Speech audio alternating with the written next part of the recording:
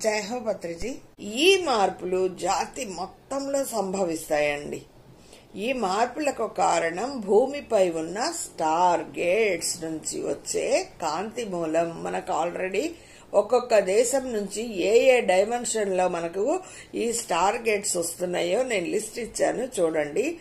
Activation జరిగేటప్పుడు మనలో వచ్చే మార్పులేంటి? లెవెల్ 1, 12 లెవెల్స్ ఉన్నాయి కదా. ఫస్ట్ లెవెల్, మొదటి లైట్ బాడీ యాక్టివేషన్ జరిగే టైంలో శరీర సాంద్రత అధికంగా పడిపోతుంది.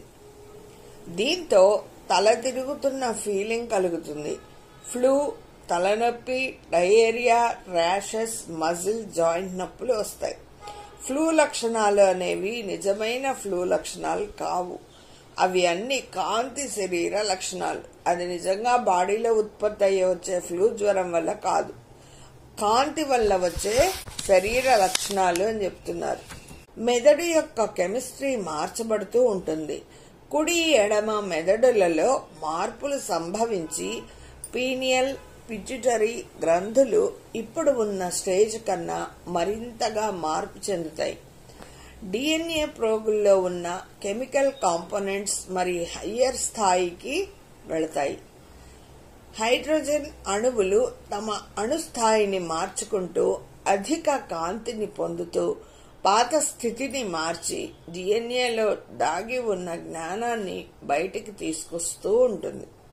హైడ్రోజన్ అణువులు తమ అణుస్థాయిని మార్చుకుంటూ ఉంటాయంట, అధిక కాంతిని పొందుతూ ఉంటాయంట. పాత స్థితిని డిఎన్ఏలో దాగి ఉన్న బయటికి ఏదైతే లోపల ఉన్నాయో వాటిని బయటికి తీసుకొని వస్తూ ఉంటుంది.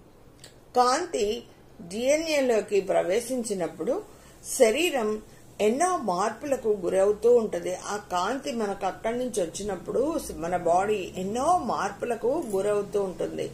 ఆశ్చర్యాన్ని కలిగించే విధంగా ఒక్కొక్క సమయంలో అపరిమితమైన ఆనందం కలుగుతూ ఉంటుంది. మరి ఒక సమయంలో సాంద్రత పడిపోయి పాత బాధలు, గతమంతా గుర్తొచ్చి శోకాలు బయటపడడం జరుగుతుంది. శరీరం అధిక వేడిని కలిగి ఫ్లూ లక్షణాలు బయటపడతాయి. పాత ఉద్వేగాలన్నీ బయటకు వస్తాయి. ఇది లెవెల్ 1. చూస్తూనే ఉండండి పద్మజ పత్రిజీ మెడిటేషన్ ఛానల్. మరిన్ని వీడియోస్తో మీ ముందుకు వస్తాను.